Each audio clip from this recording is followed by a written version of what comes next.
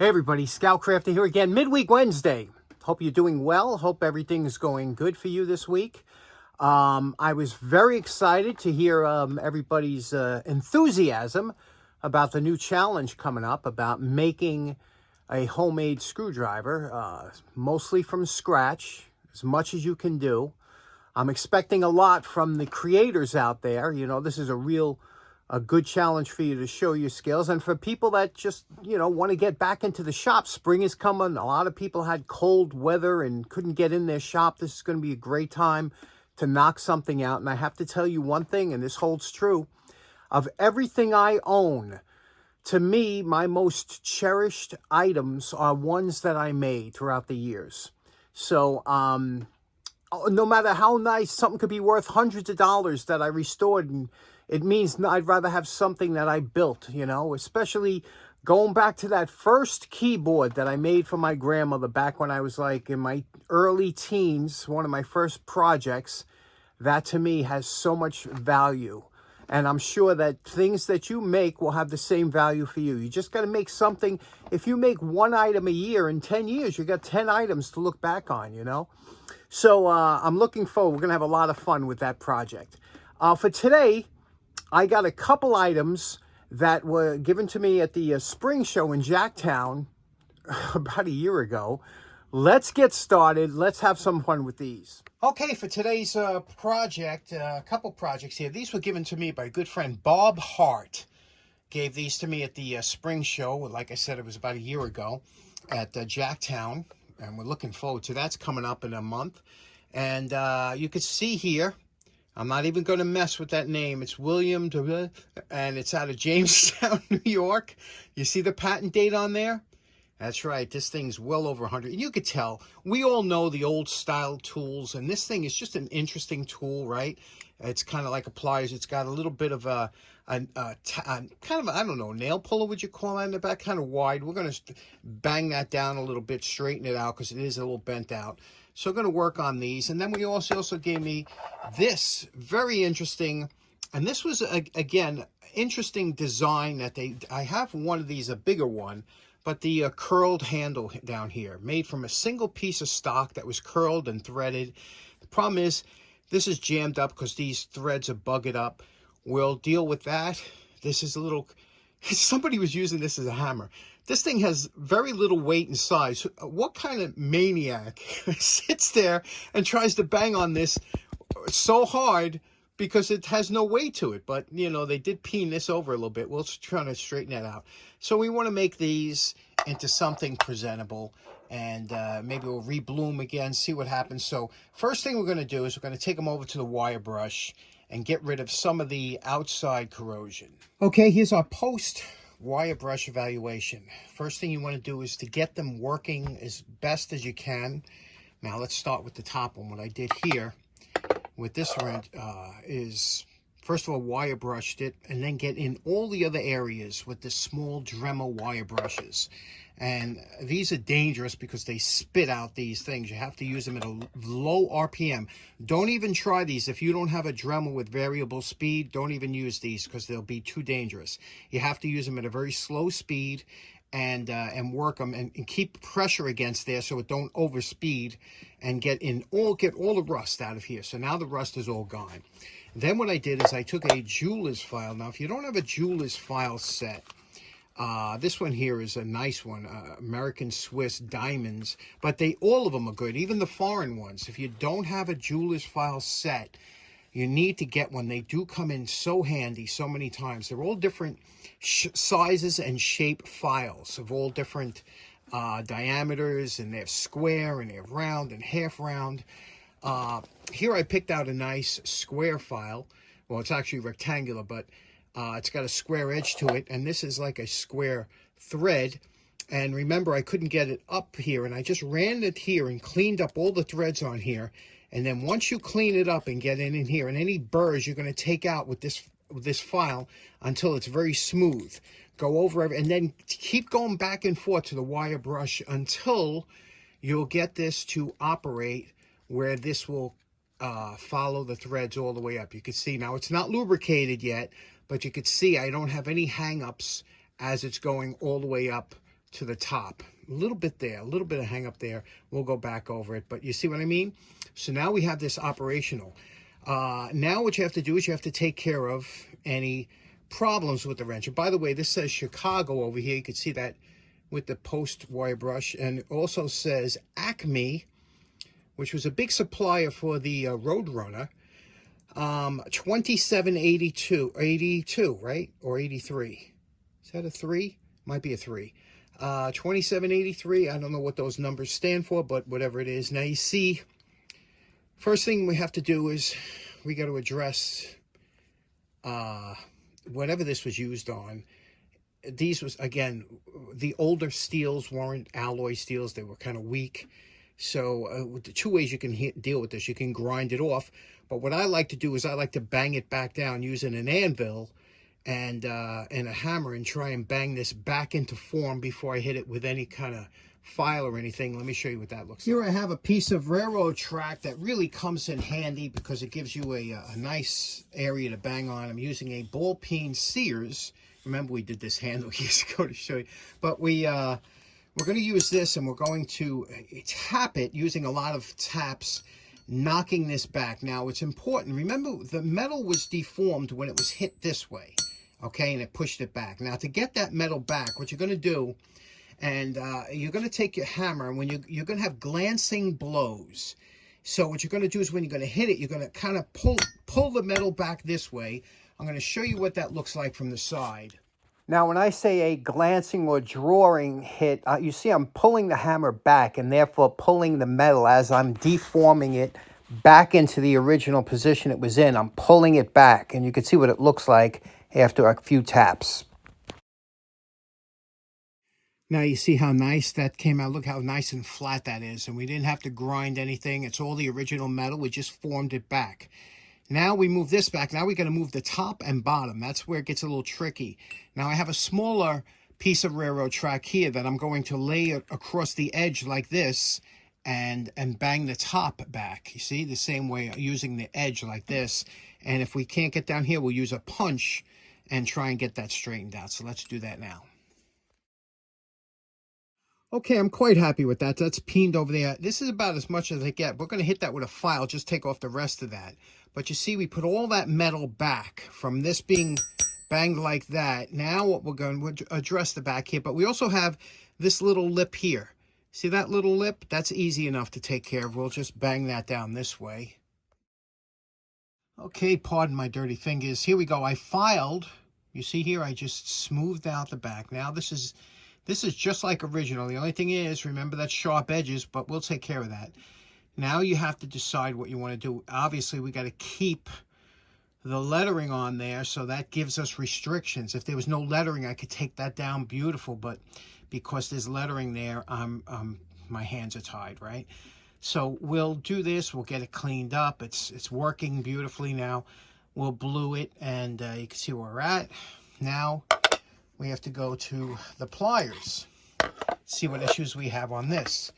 One issue we have, you can see there's some kind of dinging. Somebody must have been banging from the side. There's dinging on this rivet. Beautiful rivet, isn't it? This nice dome rivet.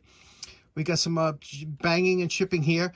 The only name is here, and that's nice, so we can clean up the rest. But if you notice, it's off. One of these jaws is bent. You see the top jaw is cocked to the left if you're looking at it. You see it? And I don't know if it's this one or this one. One of them could be bent out this way, or this one could be bent out. So what you have to do is look at that seam here. You see? That's a tight seam, isn't it? Beautifully tight. If I bring this over this way, it's going to crimp that seam and make it hard to open and close. Whereas what you have to do is you got to take it straight and look down the edge here and see which side looks bent, you know. So we'll take that. And now this, you just put in a vise, and I'll show you how we straighten it. Okay, after some close studying, I determined it's the top one that's definitely bent over this way. The bottom one's perfectly straight, so we got to bring this over to the top. And how we're going to do that is we're going to use Rich, my good buddy Richie Kemp gave me those. I told you that those tools come in great for straightening, and let me show you what I mean. These are the tools that are used for straightening. Okay, now it's important to remember which leg, there's two legs that make up the pliers. We want to bend this one. So we put that same one into the vise, okay? This one's free, we're not going to touch that. And then we're going to take the Co's, okay? And this is important, it's got that flat jaw. This is perfect for this kind of work. We're going to put it over here like this, okay? And we'll snug it down on there, okay? And now we'll bend it this way, tweaking it slowly. It'll bend over quite easily, but you don't want to go too far. And then look above it. Make sure that, no, we still got to go a little bit more. And again, you could go on here like this, and you're just pushing it. Just pushing it. Okay, this is where it pays to have your vise bolted down. We're very close. We just got to go just a little bit more. Just a little bit more. Okay, that should be good. Okay, now do you see how we straightened that out? Do you see how the jaws are all perfectly lined up? Again, it's still smooth. We straightened this, we bent it back. It's absolutely fine. Now what we got to do is we got to address this. This, I believe, needs to be closer. Now, here's where you got to be careful. I don't want to break one of these legs off, because if I do, I'm going to have to grind it down so something to cover my mistake. So with this one, I'm going to use a little bit of heat, put it in the vise, and try and tap it down, okay, very lightly to get that back, because these forks shouldn't be spread that wide apart, and they should be closer. And this one here is kind of hooking you when you touch it, you see? So let's go do that. Now, we're using a propane torch, which everybody should have, but what we're doing here is, again, we're not changing the temp or anything. We're just warming it up to make it kind of just warm enough that it won't crack from being cold. Here I'm using great-grandpa's vise, and you see now it's warm, but we're just gently squeezing it together. Again, the last thing you want to hear is a snap and see one of them pieces fly off, but we're just getting this closer together. And again, it's warm, so it's moving nicely. You could feel it through the vise if you're going too hard. It's coming along nice. Now we're going to try and tap that back in. It's still warm, you know, not super hot, just warm to the touch. Here's where this Stanley, I love these Stanley. This is an 8-ounce Stanley ball peen. If you ever get a hand on one of these, you will not regret owning this hammer. It's one of my favorites, Stanley 8-ounce. We're going to peen that back over very lightly to get it back in shape. Now that's the way I believe this curve was supposed to come down that way. Looks really nice. Back the way it was, no lip over here to grab you. Now we have to address this side. You see this? This is a screwdriver, but you see it's twisted. See how I got twisted a little bit? I guess when somebody was, when they used tools, they used every part of a tool back then, especially if this was a farmer. Farmers are notorious for that, so we'll do the same thing. You see that twist in there? We're going to hit it with a little bit of heat and just bend it back a little bit. Again, just to warm it up so it's not cold in your hand.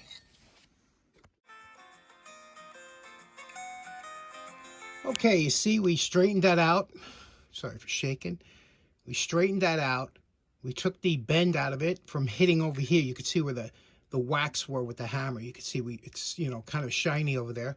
And now we could straighten this out with either a file or the belt sander, but it's back to the way it should be. Okay, now we just spent a couple hours and it don't even look like we touched the things, right? But now we have to address the finish.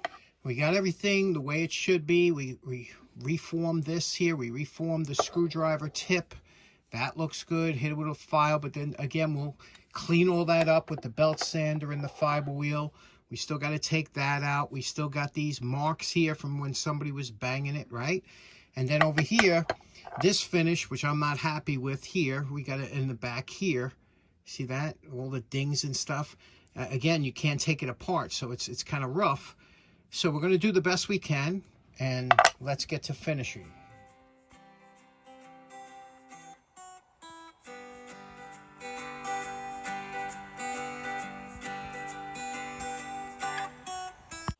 Okay, we're coming along, but remember what these edges look like. Remember I always told you that when you do any kind of work, you get that sharp edge. So remember, we're going to have to take these edges and blend them in.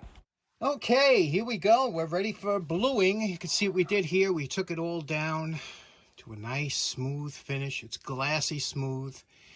We got rid of as many of the dings and everything as we could and still save most of the name and stuff. You could see here what we did. Now we're going to blue it and then come back. They look nice though, like this, right? Now, you know my favorite part. Remember what these two wrenches looked like before we started. And we're calling this project done. This is a true kind of restoration. Even the patina boys would be on board with this one, I think. And here's what we did, okay? Let's take a look one at a time. First, we'll take a look at these, okay? And you could see here, first we'll go, we got a nice finish on here. We blued it. We took off a lot of those dings and dents, was it? And remember, around here it was banged up. And now it's nice. Works really well. It's nice and smooth. Again, the back here, right? Fix this up perfect the way it was. I did the same thing with the screwdriver this is just the way it was, and it's a very nice example of this type of pliers. Secondly, this one I'm really proud of. Look at the edges now. Remember how it was mashed up in the back, and look at that. If you looked at this now, you would never think it was in the condition it was before, right? You would remember the back here was all chowdered up and a nice bluing job on here. I used that Brunel's Ortho Blue. Look at how smooth this is. Remember, it was stuck. It wouldn't go up, and now look at it. Just the way it should be. Excellent tools. Let's give them a try on the nut tester.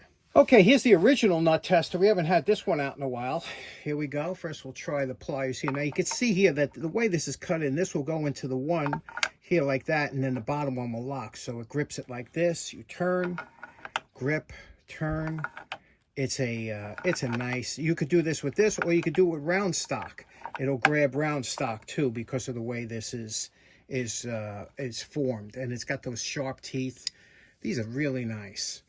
Okay, then we have this here, and you can see works good, doesn't get hung up on the nut. It's a little short, obviously, but it's more or less like a bicycle wrench. You know, it's meant to put in your pocket. So there we go. 2 in the can. Okay, so in closing, that was start to finish. It took about 3 hours to do those two. Special thanks to Bob Hart. They came out real good. Beautiful little wrenches. It takes me a while to get to certain things. Again, you got to be in the mood to do it. But we brought these back to original. And really happy with the way we were able to reform the back of that one wrench that was hammered on. That was a lot of fun. I hope you enjoyed today's episode. I hope you have a great rest of your week. We'll see you again on Friday. Take care now. Bye-bye.